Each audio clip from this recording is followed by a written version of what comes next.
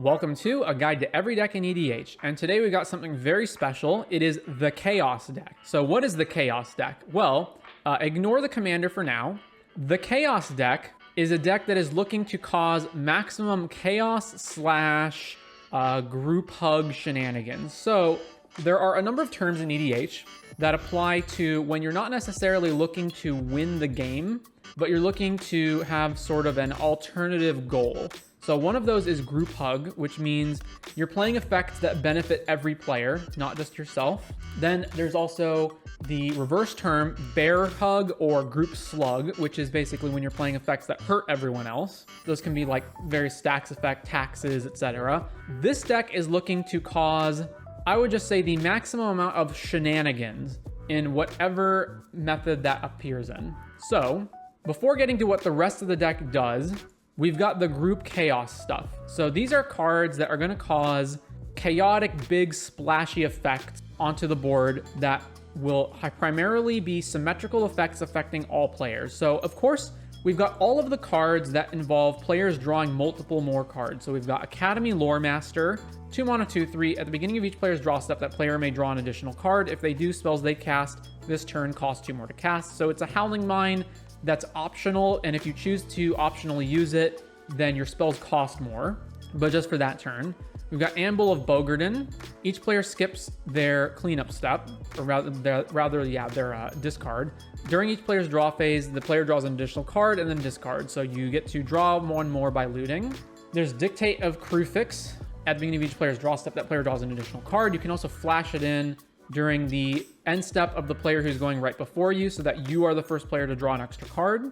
We've got Howling Mine. At the beginning of each player's draw step, if it's untapped, the player draws an additional card. Horn of Greed. Whenever a player plays a land, they draw a card. Kami of the Crescent Moon. Beginning of each player's draw step, they draw an additional card. Quain is tap. Each player may draw a card, then each player drew a card. This way gains 1 life. Mind's Aglow is starting with you. Each player may pay any amount of mana, and then each player draws X, where X is the total amount paid. So you can have your opponents also chip in. Temple Bell, tap, each player draws a card.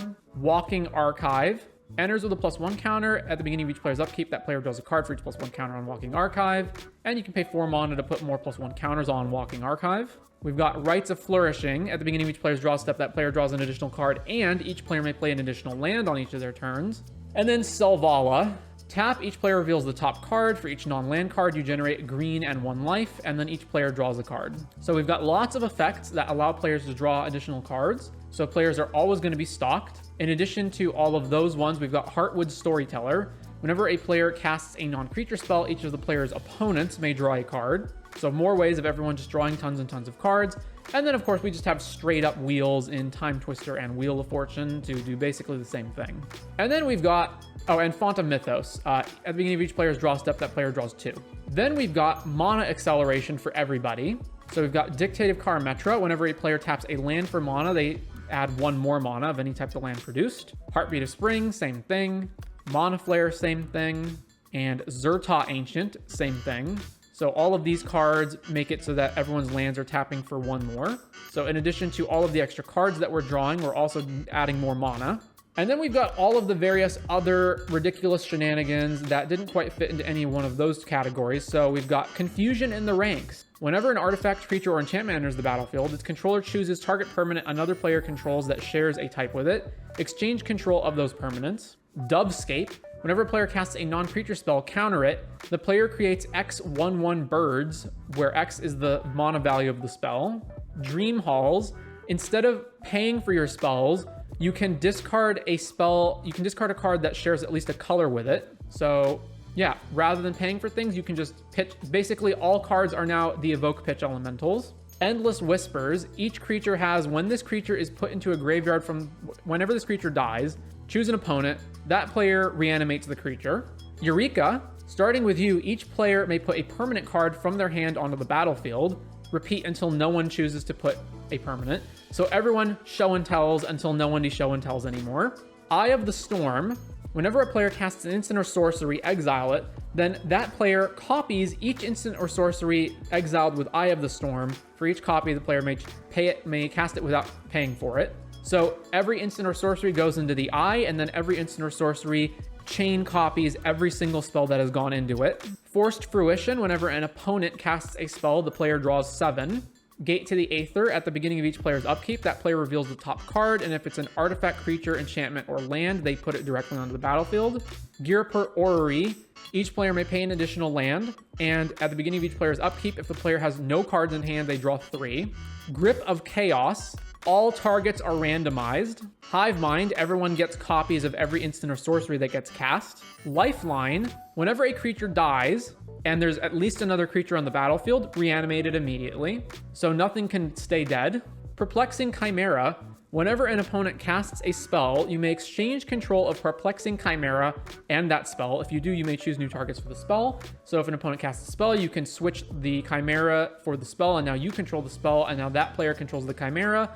And then this will just keep getting passed around as players steal control of things, which means you can never guarantee that any spell that you cast will actually stay under your control as long as the Chimera is in play. Psychic Battle, 5 mana. Whenever a player chooses one or more targets, each player reveals the top card of their library. The player who reveals the card with the highest mana value may change the targets. If 2 or more cards are tied, the target remains unchanged. So everyone reveals the top card. Whoever reveals the highest mana value gets to change the targets. Revelation, everyone plays with their hand revealed. Shared Fate, if a player would draw, instead you exile the top card of an opponent's library face down. You can look at and cast cards that you removed from the game with Shared Fate. So nobody actually draws any of their own cards. You essentially draw cards from your opponent's library face down. Spreading Plague, whenever a creature enters, you destroy all the creatures that share a color with it. Tidal Barracuda, everyone's spells have flash, but players can't cast spells during your turn. Wild Evocation, at the beginning of each player's upkeep, that player reveals a card at random from their hand. If it's a land, put it onto the battlefield. Otherwise, they can cast it without paying for it. Warp World, each player shuffles all their permanents back into their library and then reveals that many cards from the top. Each player puts all the artifacts, creatures, and lands revealed this way onto the battlefield, then puts all the enchantments revealed this way onto the battlefield, and then puts the rest on the bottom. So you shuffle all of your opponents in, and then you reveal that many cards, and you put all of the permanents you reveal, except planeswalkers and battles, I guess, onto the battlefield. And then any instants or sorceries that you reveal just go back. And then Zur's Weirding. Everyone plays with their hands revealed, and if a player would draw, you instead reveal the card, and then any player can pay 2 life to counter the draw, basically. So as you might imagine, all of this stuff leads to quite the shenanigans, and you will be playing really weird, strange games that involve everyone having more mana and more cards faster and more frequently than they normally would, along with tons of weird effects, tons of things coming in for free, tons of things dying and then coming back onto the battlefield, players exchanging control of stuff, players casting things for free, exchanging control of spells, reselecting targets, everyone plays with their hand face up so everyone knows what everyone else has, destroying your own draw steps while having draws out of your opponent, changing all the permanents that are in play, etc., etc., etc. And so this creates quite the wacky board state and wacky game state, and it creates really odd play patterns where you have to play in ways that play around all of this stuff. You have to take all of these strange permanents into account whenever you're doing things. So the main goal of this deck is just to create wacky, weird fun, not necessarily to win.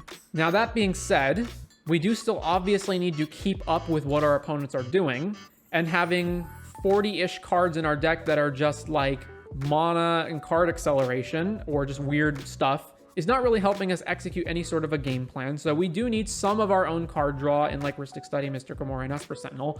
Although, one of the benefits of these optional taxing effects in this deck is that because this deck is not really trying to win the game, you're not necessarily actually a threat to anybody, which means players are more inclined to not pay the taxing effects for your stuff, because why would they? Your stuff doesn't win the game anyway, so just allow us to draw off Rhystic Study, Remora, and Esper Sentinel. Why not? Similarly, players are not necessarily really inclined to attack us because we are mostly, again, not winning the game. We're just causing everyone to draw more cards, to accelerate on mana, but we ourselves are not really playing any sort of like game-winning threats. So who needs to attack us? You need to be more worried about the other players in the pod that are advancing based on us giving them extra cards and mana. We've got our lands, which is just rainbow lands so that we can cast everything. Forbidden Orchard, because again, we don't care whether we give our opponents a 1/1 token or not. It's totally irrelevant to us. We do want some protection because players will try to attack us occasionally or try to get rid of our permanents, especially if those permanents are causing them harm in some way or are benefiting another opponent more than it's benefiting them. So we've got Sphere of Safety so that we cannot be attacked. We're also running a ton of enchantments, so this makes sense. Karmic Justice is whenever a spell or ability an opponent controls destroys a non-creature permanent you control, you may just retarget a permanent that opponent controls. So it's not protecting our permanents necessarily, but it is highly disincentivizing our opponents from actually getting rid of any of them, because if they use any like exile and bounce get around this, but any destroy effects mean that we can then destroy their best thing, regardless of what that is. And then we've got Privileged Position, other permanents you control of hexproof, and Sigarda, other permanents you control of hexproof. You may look at the top card of your library and you may cast the top card if it's an angel or human, which in this deck is basically irrelevant. This is just here to be the creature version of Privileged Position. And if we ever get both Privileged Position and Sigarda into play at the same time, then they will act on each other and make all of our permanents hexproof. Of course, we do need to ramp, because we need to be able to keep up with what our opponents are doing. And obviously we're playing a bunch of expensive enchantments and artifacts and whatnot that are very mana intensive. So we do want to be able to play a bunch of our own ramp spells, keep up with our opponents. And once again, cards like Smothering Tithe, our opponents are highly disincentivized for paying for this, because why would you pay the 2 mana tax on a Smothering Tithe in a deck that is not really trying to win the game? So then a couple of more notes about the deck. So our commander is Corona. Now it doesn't really matter what our commander is, as long as we just have the colors to play everything that we want. Black is the least relevant card in the deck, although we do have some black cards, specifically Endless Whispers, and basically it's just Endless Whispers. So, you know, if you wanted to maybe clean up the mana base to have it be a little bit more consistent than needing black mana, you don't necessarily need this. But there isn't necessarily a card that fits into Sans Black, even with partner combinations, that's better. And the good thing about Corona is, so first of all, it's a 5/5 haste that at the beginning of each player's upkeep, the player gains control of Corona and untaps it. And whenever it attacks, creatures of the type of your choice get +3/+3. So at minimum, it's basically like an 8/8 with haste that keeps getting passed around the board. And the reason that I like it for this deck is specifically, one, it fits into the chaotic nature of the deck. It's a card that's switching control around all different opponents. But the other thing that I like about it is that it's very non-threatening. So Corona is clearly not very good. It's not a card advantage engine partner. It's not it's kind of a big attacker, but you yourself are not using it for the most part. And it's not a mana acceleration engine. It's none of those things. So if you sit down to a table and you're like, hey guys, I'm playing the Chaos deck, right? And then your commander is like Atraxa or something. Well, players obviously find you to be more threatening than if it's this weird, obviously worse commander. Secondly, one thing to note when you're playing this deck is that a lot of players just don't like this type of gameplay.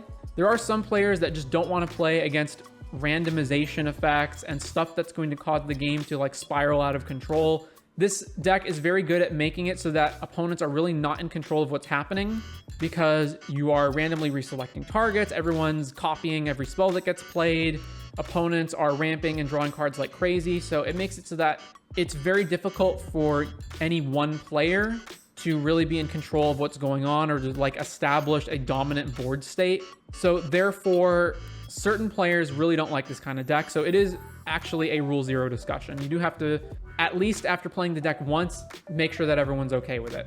And in that regard, I wanted to point out a bunch of cards that are not in the deck that you might feel like are good additions, but actually don't wind up playing out that well. So this is a deck that I've had in the past, and a lot of these cards don't actually wind up being very good for the deck. So let's go through them one at a time. So Arbiter of Null Ridge is when it enters, each player's life total becomes the highest life total among all players. So the problem with this card is that it does two things. It either just slows down the game by regenerating a bunch of life from a player who was maybe low on life to begin with. But more importantly, there are a bunch of primarily black cards that are very good in EDH because they benefit from being able to pay a bunch of life. So cards like Mana Crypt, Ancient Tomb, Bolas' Citadel, Ad Nauseam, etc. And by having Arbiter of Null Ridge, you're basically benefiting the players that are using those sort of life-draining effects over other players. And one of the things that you want to do with this deck is you don't want to benefit one player over another.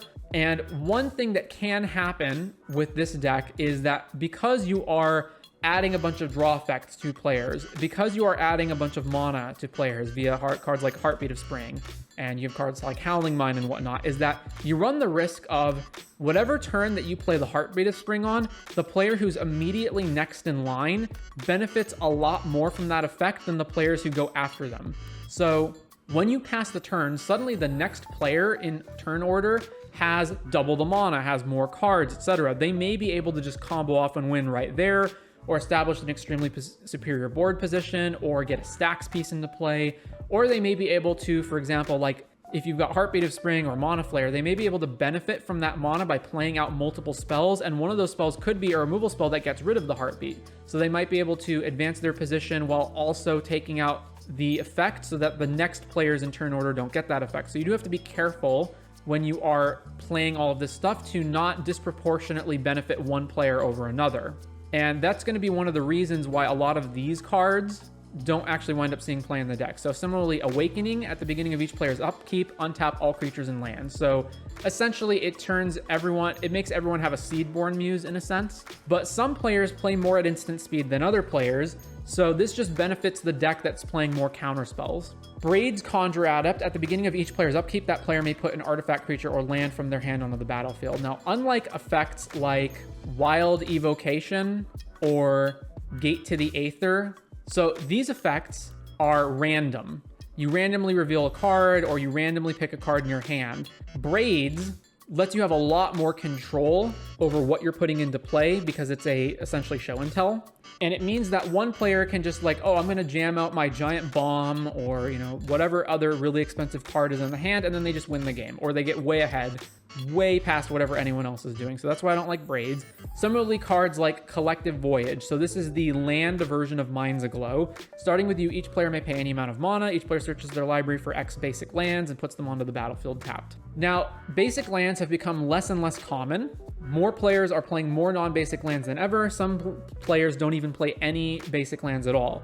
So once again, you are just disproportionately benefiting one player over another. Similarly, we've got Eladamri's Vineyard and Magus of the Vineyard and Shizuko.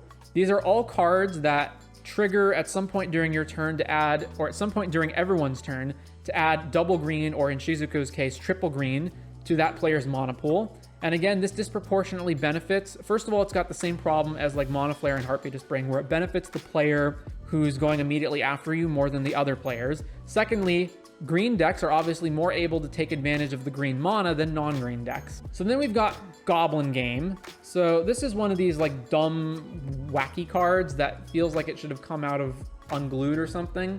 Each player hides at least one object, then all players reveal them simultaneously. Each player loses life equal to the number of objects they revealed. The player who revealed the fewest objects then loses half their life rounded up. If two or more players are tied for fewest, each loses half their life rounded up. This is just stupid and a waste of time. The end result of this card is just that players lose their life, which is not really fun, and it involves hiding physical objects behind your back or something. Again, this is just dumb. It's just a dumb card. There's no reason to have it. Then we've got this category of card, which is Knowledge Pool and Omen Machine, and Possibility Storm. So Knowledge Pool is when it enters, everyone exiles the top 3 cards of their library. Whenever a player casts a spell from their hand, that player exiles it. If the player does, they may cast another non-land card exiled with Knowledge Pool without paying its mana cost. Omen Machine is you can't draw. No one can draw, but at the beginning of each player's draw step, that player exiles the top card of their library. If it's a land card, the player puts it on the battlefield. Otherwise, they may cast it without paying for it. And Possibility Storm is whenever a player casts a spell from their hand, the player exiles there until they find a card that shares a type with the card that they exiled. Then you can cast the card without paying for it, and then you put all the exiled cards back on the bottom. And these seem like the exact kind of cards that you would want to put in this deck, right? Like weird, wacky fun. You're like, Knowledge Pool seems very much like Eye of the Storm. Possibility Storm feels very much like a Gate to the Aether, or, like another Knowledge Pool, or like Omen Machine feels like that card. But the problem is that these cards absolutely screw up the game when you have stacks effects that prevent you from casting things either for free or at instant speed. And primarily, these cards all screw up because of Drannith Magistrate.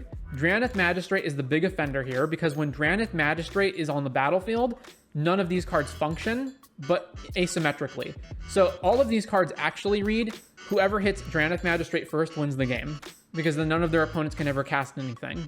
And it's not just Drannith Magistrate. There's other cards like Teferi Time Raveler or Lavinia Azorius Renegade that also do similar screw-ups, but Drannith Magistrate's the big one, and because of how ubiquitous that card is, these cards basically just screw up the whole game, and they make it so that whoever gets to the Magistrate first wins. So that's why you don't want to play these. Then we've got more cards like Goblin Game that fall into the category of they just are stupid or just waste everyone's time. So Naked Singularity, 5 mana artifact with cumulative upkeep 3. Instead of their normal mana, plains produce red, islands produce green, swamps produce white, mountains produce blue, and forests produce black. And then similar to that, there's Reality Twist, which is double blue enchantment. It's cumulative upkeep 1 blue blue, and it's got, instead of their normal mana, plains produce red, swamps produce green, mountains produce white, forests produce black. So these cards are just needlessly confusing for no reason. They don't add anything to the game. They're not like wacky and fun. They're just dumb. They just make it incredibly complicated for everyone to remember what lands are producing what, and all they really do is just waste everyone's time. Then there's Overabundance. Whenever a player taps a land for mana, that player adds an additional mana to their mana pool, and Overabundance deals 1 damage to them. So you might think, well, what's the problem with this? This is just another Mana Flare or Heartbeat of Spring type effect. You just make everyone add more mana to their mana pool. And while I would say that most of the time it's probably worth it for you to pay a life to make your land produce double the amount of mana that it would normally produce, players just really hate this card for some reason. They just hate that the card is dealing damage to them, even though it's entirely symmetrical. It is also damaging you. They just hate taking damage when they tap their lands for mana, even if that means that their lands are producing twice as much as they normally would. And so I've found that whenever I've had Overabundance in play, players don't like it. They just try to get rid of the Overabundance or kill you as fast as possible. And then similar to the cards like Goblin Game, we've got Scrambleverse. For each non-land permanent, choose a player at random. Then each player gains control of each permanent for which he or she was chosen and untap those permanents. And then similar to Scrambleverse, we've got Thieves Auction. Exile all permanents, and then starting with you, each player chooses one of the exiled cards and puts it onto the battlefield tapped under their control, and you repeat until all the cards have been reassigned. And so these cards have the same kind of problem as Goblin Game, where they're just gigantic wastes of time. They take absolutely forever to resolve. You know, think about it. You have a 4-player EDH pod. There could be like 20 to 30 permanents in play or even more. How long is it going to take to exile all the permanents, and then you've got to like whip out your phone and choose and, you know, pull up a random number generator to roll a, you know, 40-sided die or whatever to randomly reassign control of all of these things. Or even if it's not Scrambleverse and it's not random, you still have to choose one at a time with Thieves Auction. And it can be very difficult with Thieves Auction in particular, because you've got to think about the turn order of who's choosing when, which is the best permanent that you can choose. If permanents have ETB triggers, like what order this stuff is going to go in, it just takes absolutely forever to resolve all of this stuff. And unlike a card like Confusion in the Ranks, which is one at a time and is more manageable, these things are all permanent simultaneously, and they just take absolutely forever. And then the end state of this is not even typically anything that's that interesting. It just means that control of everything has been reassigned everywhere. And it may even create situations where one player, like in the case of Scrambleverse, because all of the reassignment is random, it may wind up with like one player being way ahead of another player or one player being completely screwed. Like it is all permanents. And so in this case, it's non-lands, but like in Thieves Auction case, it's lands included. It's just a mess. It takes forever. Like it could take literally 20 minutes to resolve one of these spells. So it's just not worth it. And you've got Tempting Worm. When it enters the battlefield, each opponent may put any number of artifact, creature, enchantment, and or land cards from their hand onto the battlefield. So it's basically Eureka again, but instead of being one at a time, it's just all at once, and you're not included either. So first of all, this usually puts you way behind because everyone else dumps their hand onto the field, whereas you don't. Secondly, it just, again, creates the problem of one player's hand has either more or bigger permanents or just has combo pieces that they can just dump out for free and then gets way ahead or just wins the game on the spot. And then lastly, Upwelling. Mana pools don't empty at the end of phases or turns. It's not particularly interesting. It often benefits one player over another, and it just becomes a pain in the ass to try to track all the mana that's being floated by everybody. So cards that you don't want to have in this deck are either cards that disproportionately benefit one player over another or lead to situations where one player wins on the spot or just heavily advances their board. You don't want cards that have drawbacks like overabundance because players don't like that. You don't want cards that create situations where the game is just going to be over really fast, like Possibility Storm, Omen Machine, and Knowledge Pool, because Drannith Magistrate will just screw them. And you don't want cards that are just unnecessarily complicated, confusing, or take forever to resolve, like Reality Twist or Scrambleverse. Now, all of that being said, how does this deck actually win the game? Because you can win the game with this deck. And the way that you win the game is usually Forced Fruition. So usually, various effects here are going to make it so that players can't actually win the game. So when you've got stuff that's like randomly reassigning the control of things with confusion, when you've got Dubscape countering people's non-creature spells, when you have these kinds of effects, it often means that players can't really win the game. And so it means that whenever they cast a spell, they're drawing a bunch of cards, but they can't necessarily even use those cards effectively. And therefore, Forced Fruition can be a way to win the game. You can also potentially win the game with Dubscape, because you're playing a bunch of expensive stuff, probably more expensive stuff than what your opponents are playing, and can therefore generate more bird tokens than your opponents can. Additionally, you may be able to just lock people out of really being able to win and just hide behind Sphere of Safety so that you can't die to combat. So those are going to be the primary ways that you win. You could also technically win the game with Shared Fate if you take one of your opponent's spells and win the game that way. So you could take your opponent's Thoracle combo and win. So there are ways to win. You're not just stuck puttering about doing nothing until the game ends. But yeah, mostly this is a deck that isn't about not winning the game so much as just creating wacky, crazy board states and creating a bunch of weird play patterns that you would never normally see in a game. So kind of like how Plane Chase or Arch Enemy or like Emperor or one of those alternative formats changes the way that the game works, the Chaos deck also changes the way the game works. And there are other cards that you could play that are not shown on the screen. Sometimes it's for redundancy, like Telepathy is a blue version of Revelation. You don't necessarily need both in the deck. It doesn't really matter whether you pick one or the other, but you don't need both of them because they're both doing the same thing. So if you find more wacky, crazy things that you want to play, you could definitely include them in the deck, or you might find that one of these cards is not necessarily as interesting as it might look on the surface. Maybe you're playing too many Howling Mine effects, so you can customize the deck as needed, but for the most part, I think this is one of the better configurations of what you could do. So if you are interested, there will, of course, as usual, be a link to this deck in the description, and you can go ahead and either build or proxy out the Chaos deck and take it to your group and see how it goes. So yep, that is going to be the Chaos deck in EDH.